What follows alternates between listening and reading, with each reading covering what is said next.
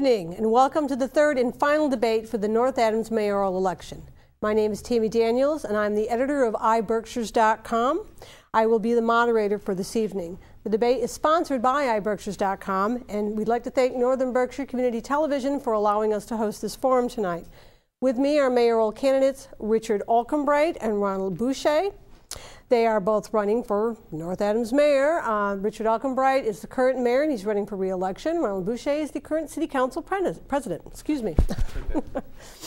We'll be going back and forth with the candidates and allowing them time to speak on some of the questions we have. This is not a formal debate. We're not going to do a lot of timing, though we will move the conversation along if they get a little too windy.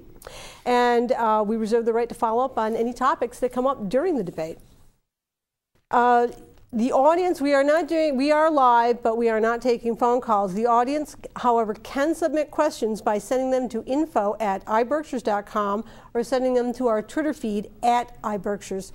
If we have some questions, we'll have them in the later part of the debate, okay? And we'd like to start out now by allowing them to give their opening statements, and we're going to start with Mr. Alcombright. First ball run. Good luck. Yep, thanks. All right. Thank you, Tammy. Thank you, iBerkshires, and thank you, Northern Berkshire Community Television. My administration has had three themes over the past 2 years: restoring fiscal responsibility, the revitalization of our city, and care and respect for our citizens. When we speak of fiscal responsibility, in less than 2 years, I have brought forth two balanced and reduced budgets.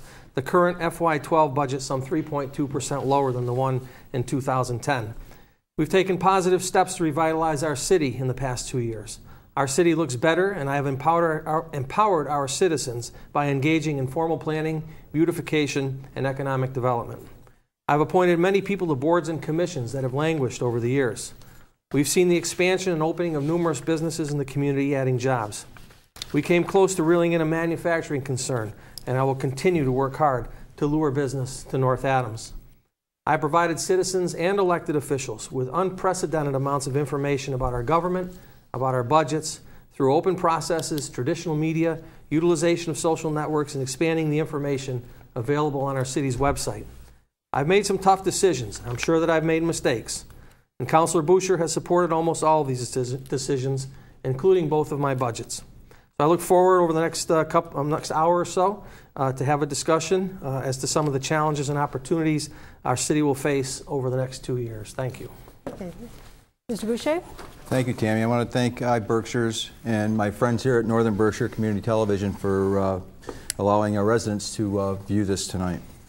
Tonight I look forward to a good discussion of issues which are important to the future of North Adams. Since my campaign kicked off several weeks ago, I have walked the neighborhoods of this city, talking with people from all walks of life. Some were longtime residents, some were new. No matter what category they fell into, they were all concerned about the economy and the ability to afford living in their homes. Many were simply scared. From property taxes, gas prices, cable increases, and food costs, their message was clear: we just can't take anymore. I identify with these people as these increased costs have impacted my family in much the same way. They also felt frustrated that their city government has turned their back on them and did not understand the problems they were facing. What these residents did was confirm what I've been seeing for over a year. I realized that their voice was not being heard, nor the voices of many other people who live in North Adams. The promises which were made to them 2 years ago had not been kept. They were told that taxes would not increase above what they were previously gone up. They were promised much needed new jobs, there would be transparency, and a new administration. They were told that blight in the city neighborhoods would be eliminated, and it has not been. They were told that there would be accountability, and there has been none. Long on promises, short on results. My opponent said that questioning is negative campaigning. Nothing could be farther from the truth. Questioning someone's position or pointing out they failed to keep their promises is not negative campaigning. What it is showing that there are clear differences between the two of us. I have a different agenda which I believe will move North Adams forward. Tonight, hopefully, people will see the difference and which one of us has a true vision for North Adams. I thank you, and let's have a good discussion on the issues. Okay. Thank you. I'm going to start with a single question for each of you to explain. And I'm going to start with you, Mr. Boucher. Yep. And then I'll do a follow-up. How would you describe your management style? All right, but before I do that, can I just touch on Mayor's opening statement? Only if he can touch on yours. Yeah, absolutely, he can. You know, last two debates, I hear the mayor basically pounding his chest saying that he's reduced the budget by 3.2%. But the truth of the matter is this. He hasn't done anything to the budget. We had $1.1 million in bond indebtedness that fell off the books. And if I do my math correct, 3.2% of a $35 million budget is right about $1.1 million. So I don't see where he personally has done anything to adjust the budget. If anything, when he took office, there was $1.2 million in the account, a land sale account. There was $400,000 in free cash. There was $300,000 in reserve accounts. And the school department had $900,000 in school choice money. Is that a lot of numbers? Do you want to give a chance to respond to that, Mr. Albright? No, I'm just saying, and there was $300,000 in the redevelopment account. In which we took 150 of it and bought the Sons of Italy, and I don't understand that deal because we had sold it a year prior for $75,000. But what I'm saying is this: in the last debate, the mayor said he inherited a financial train wreck, and I don't believe that. I believe we've created a financial train wreck here by instituting a sewer fee that will probably equate to about $640,000. In income to the city, and there was supposed to be an enterprise fund set up with that fee, and that's probably one of the main reasons why I supported that whole thing. Was, you know, my interpretation was an enterprise fund will be set up for infrastructure repair for down the road. We increased water by 10%. There was a lot of things involved, and then through it all, we end up giving away $700,000 in raises and hiring 3 to 4 positions, and then go to the people for a $1.2 million override. That's not fiscal responsibility to me. I think it's far from it. Yeah.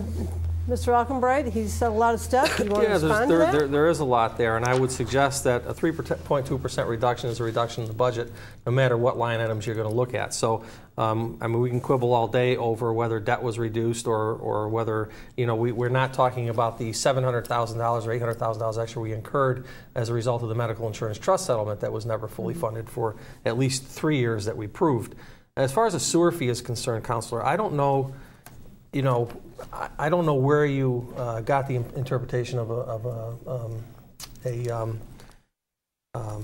I'm sorry, enterprise fund. I'm very sorry. Where you got the interpretation of an enterprise fund. That was never, ever discussed as part of the sewer fee.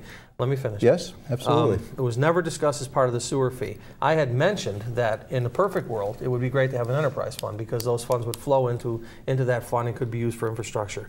The sewer fee was specifically put into place to help us offset the appropriation or the appropriation from the Hoosick Water Quality District. As far as redevelopment authority money, that has nothing to do with the city budget, nor can it be used towards the city budget. It's separate. It's a separate. But I'm just saying there was money left in that account for you. As far, right, but it's redevelopment authority. That's right. It has nothing to do with the city in the city's budget or funds. As far as school choice is concerned, school choice monies, we had $900,000 in school choice account. School choice money can only be used for certain specific things within the school budget. Okay, and we preserved at least 6 positions within the school budget with the school choice money by allocating $350,000 of that this year, $350,000 next year, and then saving a couple $100,000 for special education issues that we may or may not be facing. As far as no new taxes, I never, and I challenge you to go back, find a clip, a quote, anything in the newspapers where I said I would not raise taxes. I knew the severity of the budget crunch in the city. I knew that there was $800,000 in taxable levy that we could utilize towards solving those problems. So I would 100% challenge you over the next week to find someplace where I said no more taxes. And then as far as transparency is concerned, I'm going to look you right in the eye, Councilman, and I'm going to say, did you know less over the last 2 years, or did you know more than you knew in the 10 years prior to that we were on? I'm going to challenge you right now. Yep. You had a major announcement last week about Walmart holding up the building permit. Not one city councilor was notified of that meeting. Not one. We're talking about the budget here. We're talking about being transparent and inclusive. Exactly. Talk about the budget. You just talked about the budget. I'll go back 2 years ago when you ran against the former Mayor Barrett. You stated, I will not raise taxes. above the 2.5. Which I didn't. You did too. I did not. When did I? I raised the taxes to the levy limit. It was not above the 2.5. It was actually was 10%. It was 10. Well, no, but that has nothing to do with the 2.5 override. You need to learn about what that really means. A 2.5%. The 2.5% is not a 2.5% increase. It's raising to port where you have to go and secure a Prop 2.5. You could max out your taxable level, and that's exactly what I did. And you maxed out your taxable level, but for years prior, we kept it within the 2.5 to 3%. But we did. We went up 9.6% increase in 2008 in taxes. Nobody said a word because nobody knew. We raised taxes in the previous 5 years to my administration, the previous 5 years, 27% in this city, and nobody knew. You know why nobody knew? Because nobody was ever told. We were never told. Nobody else was ever told. All right, I raised taxes. That's your version of it. I raised taxes 10%, and everybody knew about it. But I said to Mr. Boucher, you've been city council president Yes. for the last 2 Yep. years, and Absolutely. you attend a lot of the finance committee meetings. And now you're saying you don't believe it was transparent enough. Why didn't you say something before? I have. You know, especially when we talk about the sewer user fee. Okay, you know, the city of Pittsfield instituted a sewer user fee. It was always paid through their tax base. And what they did is they went back and took it from their tax base. What we did here was wrong. We instituted a sewer user fee. We never backed it out of the tax base. So the residents here got nailed twice. Got a double whammy, and then including a 10% water increase on top of that before the fee went in place. Why was it right when you voted for it? I told you why I voted for it. Because you talked about setting up an enterprise fund. Yes, you did. If you go back to the minutes. Go back to the minutes. I'll challenge you to go back to the minutes of the meetings. But we never yes, talked you about did. it. We yes, talked you about did. it would be great if it could go into an enterprise fund, but it was never stated it would. You said a percentage of that increase would go into an enterprise fund. As far as fund. transparency, when was the last time you've ever seen 15 to 18 meetings on a budget in any given year in previous administrations? You done? Yeah, we're done. Okay. We're done. I'm done. Right? Yeah. That was a good debate, I would say. It's just Getting warmed up. Getting warmed up. All right. So then I would say that you both obviously have very different personalities here. How would you describe your management style? And I'm gonna give it to Mr. Augenbright since. Okay. My management style is very inclusive. When I started at City Hall, actually the month before, after the election in December, I had every city department head, every union steward, everyone came in to meet with me when I had that little office over at MoCA. I developed three committees. One's a finance committee that consists of the majority of the people in the financial areas of City Hall. One was an executive committee, which is the commissioner, the superintendent, MIS director, and a few other folks.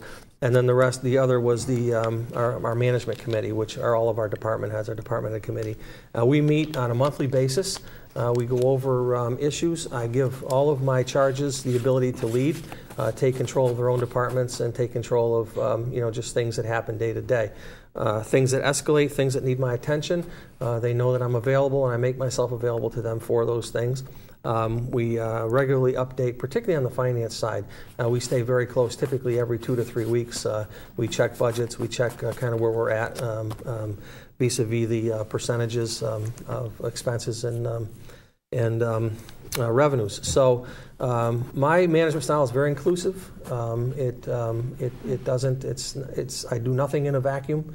I seek the advice of people around me, and based on the advice of people around me and then my own personal feelings, I make decisions. Some people have called that governance by committee. How do you respond to that? Well, I think governance by committee is a good thing. I think, but again, at the end of the day, governance by committee was a bunch of people telling me not to try for an override. When down deep in my heart and down deep in my gut, I felt as though that was our best way at that point in time, take control of our own destiny, balance our budget, be done with the state with respect to the thought of takeover, like they did in Springfield and Lawrence, and basically set a new standard for where our tax base was as a percentage of our budget. So I haven't been afraid to make unpopular decisions. I think when you look back. Decisions, the sewer fee, not popular, but necessary.